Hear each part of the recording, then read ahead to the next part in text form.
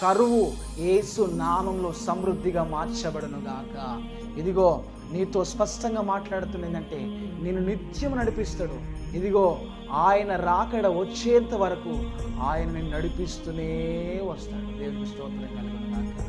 ప్రియ సహోదరి సహోదరుడా, నీ కరువు, నీ క్షామ కాలమును కూడా నీ ఎముకలను బలపరిచి నీవు నీరు కట్టిన తోటలను ఎప్పుడు ఉబుకుచుండి నీటి ఊటలను నీ జీవితాన్ని ఆ విధమైన ఆశీర్వాదము కూడా నడిపించిన ప్రభువు కనుక ఈ యొక్క వాగ్దానము నీ జీవితంలో నిశ్చయముగా నెరవేర్చబడును గాక.